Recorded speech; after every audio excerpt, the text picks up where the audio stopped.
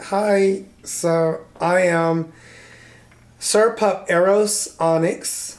That is my fraternity name, Onyx, the leather club, and my government name, my given name is Donnell Bell, Okay. aka Donnie, aka Pup Eros, aka Sir Pup, aka Puppy.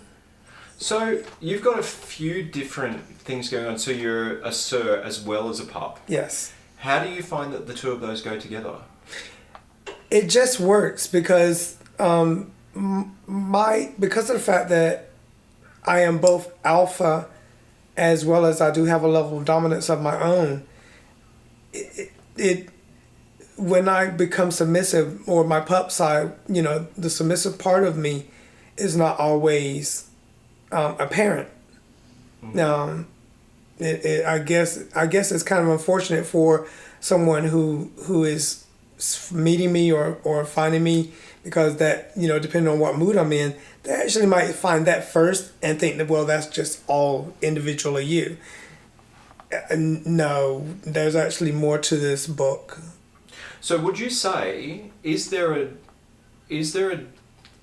disconnect between your pup side and your sir side, or are they more of a is it more of a it's a continuation of the same theme? It's more of a unified part of me. It's one and the same.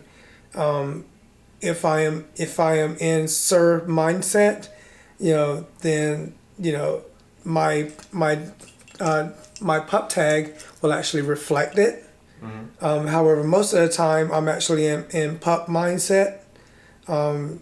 But Sir, my Sir mindset, my Sir side of me, it becomes apparent when it's actually necessary to be an adult and to be, you know, strong willed. So there's a point, say you may be at a mosh or something, and you can see something's going down. And I'm not going to entertain the pup side of me, but more so, the dominant side of me is going to, you know, uh, take care of it. And if I am already in pup head space, and if I were at the mosh and something, were to happen, or if my puppy brothers were to be interrupted, then the alpha part of me would actually kick in, Mhm. and be the leader of that So situation. what does being an alpha mean to you? An alpha means to me being strong, being able to defend the pack, if necessary, being level headed, to make sure my beta brothers or my omega brothers are well taken care of, or well protected, Hmm. and to also serve my handler to the best of my ability, to be the example. That's what being an alpha means to me. So it's interesting. Over the Claw weekend, I've noticed that there is a lot of free flow between roles. Hmm. Within your community, how has the flow between pup and sir, how's that? How does the community receive that? For me, and I'm just being honest, for me, it actually makes never mind to me, it makes no difference how the community perceives me, because I am my own individual self. However, in saying that, the only person that I actually do do maintain myself with is actually my handler, as it should be. Um, my if he gives me an instruction or gives me an order, then that is going to be carried out. It's not a question of whether I want to or not want to. It's a question of me being successful with whatever he asks me, or just admitting the failure, which I don't like to fail. Hmm. So I guess that can be used in a positive way, and both in a level of weakness way, kind of way, because I'm giving that to somebody else, and if I fail, then they're like, well, you know what, you really failed me, I'm disappointed, I don't like that. Mm. Within Australia, we don't have many African American pups, right? Am I even using the right terminology? Yeah, yeah, yeah. You can be a bit relaxed with it. You can say black pups or Okay. because African American is like kind of, It's a bit formal. well, not just formal, but it's a bit of a stretch because there could be Anglo-Saxon or Caucasian or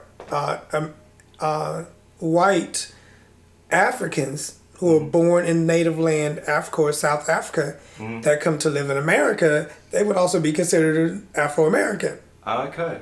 So you can actually be a little flexible with the term and just say black. Okay. So within the pup community, has there been how do you feel as a black pup? Me personally, I'm okay with it. I do know that there are differences in how black pups or pups of another nationality are received. It's not a perception, but it's more of how we are received. And what I'm speaking of doesn't just exist among black pups in general. It is the if Portuguese or Hispanic, Puerto Rican, Dominican, Spanish. They initially it's very standoffish. So much so that I actually took a private census amongst other nationalities to see exactly how they felt, when they were initially introduced or how has their experience been. And it's not of an abrasive sense, but it does come across as negative because the answer that I get is, pups who are not of a different nationality or pups who are majority white are actually standoffish from others. And I felt that that could be a potential problem that needs to be addressed because if, as far as in the pup community, we should all be more together, not this group here, this group here, this group here. For example, in my particular pup group in New York, say like there's, I would say, out of an average night of 20 pups, 17 are white, 1 is black, and 2 are Hispanic. Mm-hmm. And my question, and I did post this question, my question is, why not incorporate or reach out to more pups of color or nationalities to make the numbers more even? Mm-hmm. The initial response that I got was, well, that's a question for another day. However, that was like a year and a half ago. So far, I'm still waiting on that day.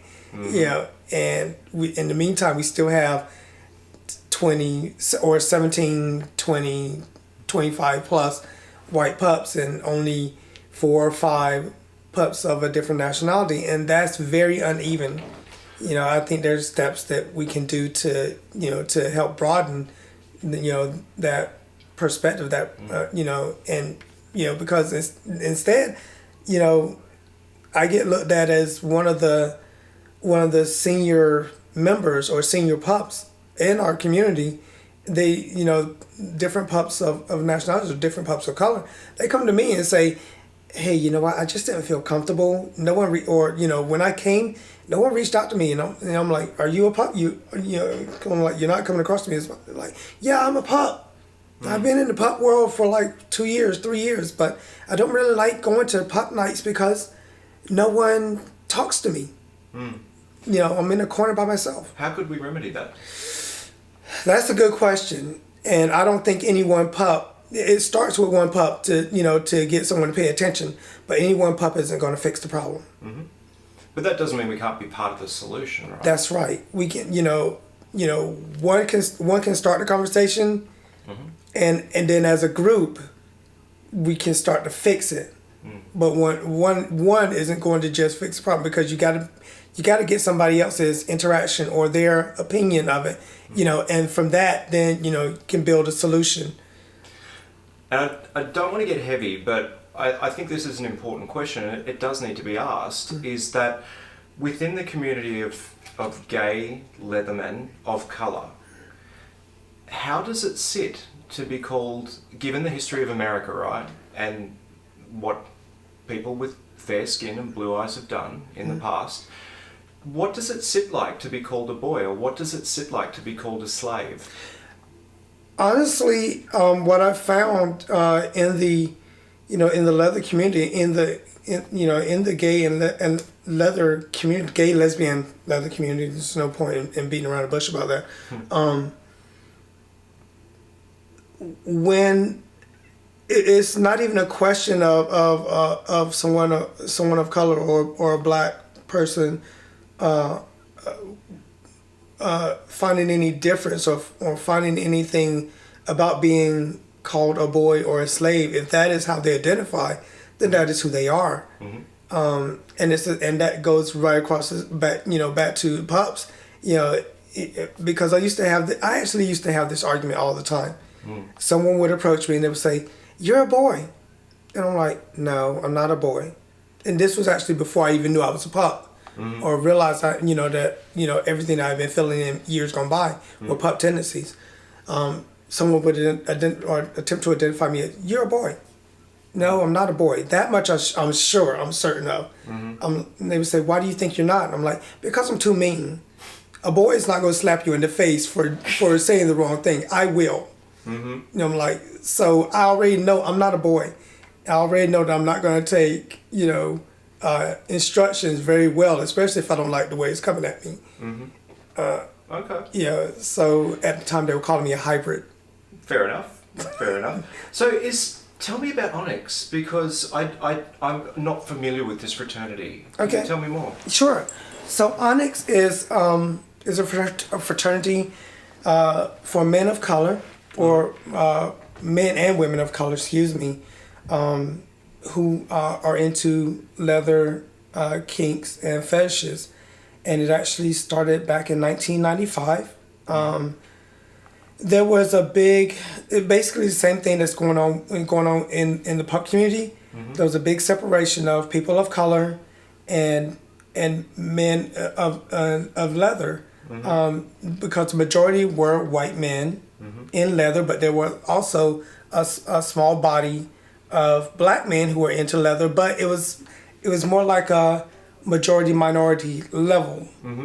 And so it came to, we are just as equal as you are, because we, when it all comes down to it, we all have a love for the leather community. We all have our kinks and fetishes, and there are no differences. And the same thing came across as in pup world. Let's take that discussion for another day. And it was pushed behind. And our founder, whose name is Mufasa Ali, he was like, "Why are we waiting on this?" So there were five. Originally, there were five. Five was the founders, and long story short, that 5 became 10, became 100.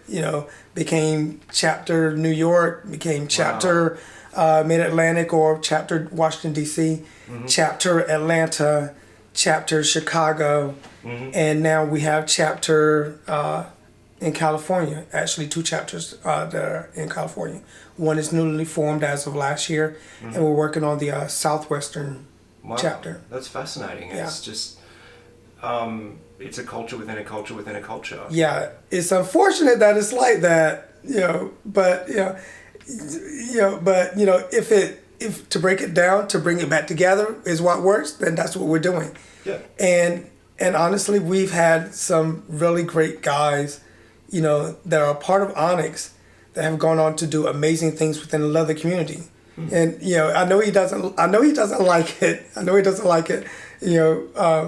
But the past international Mr. Leather contest winner, Ramian Pierre, He's one of our leather brothers from one of our Onyx brothers from the DC chapter, and when he took the title, we all were like, like, you're amazing.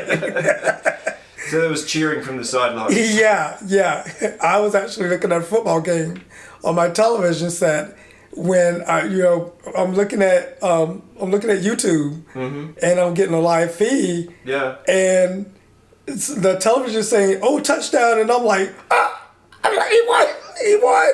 That's amazing. And I fall to the floor. Wow. What? And I would hope that at some day that we're gonna have a mosh pit where everybody's appreciated and valued. That is the goal. That is the absolute goal. And right now, I'm one of the things that I'm working on directly with the founders of Onyx is for Onyx to start recognizing puppy play as more than just a fetish or more than just a kink, because that is what we are. Because initially, whenever I made a proposal to them, they were like, "Well, this is a fad." I was telling them, "No, puppy play is not a fad. This is not a flash in the pan. This is not going anywhere. We are a community that is very widespread. We are international, and we are not asking or thriving for, but we are getting our respect. And it would behoove you to try to get in on the ground floor, since it is since our community, our Northeast community at present time is actually growing. So it would be in your best interest to try to take participation in this." That also was about a year ago, and that now they initially they denied it, they declined the opportunity, but now they here at Claw, I've had a couple of our founders to come back and say, "Hey, you know what? I think we need to revisit this idea." I think that's really exciting. Yeah. So for minority pups, are there good resources out there for them?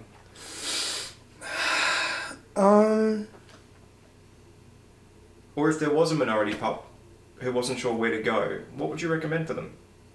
Well, I can only speak from my own personal experience. Majority of the time, when a minority pup is new to puppy play or new to pup world, they normally, my name is normally passed to them first as as a resource. Like it normally comes back, "Hey, I just reached out to such and such, and they told me to go find Pup Eros." I'm like, "Okay, where you looking at him? What do you need?"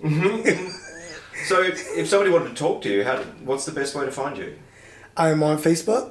I'm also on Recon. I'm also on Grindr and Scruff. But most of the time, I can be reached via Facebook, and depending on the level of seriousness of what they are asking, I would wind up giving them my telephone number so they can have a direct contact with me, a direct rapport. The reason why I say it like that, if they are serious about it, is because I do get requests from guys who say, "Make me a pup." No one can make you a pup. Either you are or you're not, and it's something that's internal. I can't open your head up or put a squeegee or something in your ear and say, "Okay, you're a pup now. Like, go pup out." It doesn't work like that. You gotta want it. It is something inside of you already. There's a puppy, and he's really isolated. There's a puppy in Afghanistan. Actually, he's actually in the same town that they found Osama bin Laden. When we went in and captured him. He's extremely isolated. He is the only pup in this town. He has his pup mask and everything, but he has to do it in secret. There are no leather clubs. There's nowhere for him to express it. However, he takes his courage. He gets on Facebook and goes into the puppy rooms because that is his only outlet. And I asked him, "How did you come about puppy play?" He's like, I actually used to lick my food out of my dinner bowl. I didn't never bother to use the utensils. It just felt awkward to me. Oh yeah, you're a puppy. Certainly, there's leanings, isn't there? Right? So, look, this has been absolutely fascinating. I really appreciate your time. Is there anything that you would like to share with the pup community while the camera's rolling? Yeah. Be yourself. Don't let anybody put anything on you that is not you. And accept your brothers. We're all different. We're all human. We're all different. So don't let those differences deter you from finding out what's underneath that individual spirit. That's fantastic. Look, I really, really appreciate your time. Thank you so much for your participation. Oh! Rawr.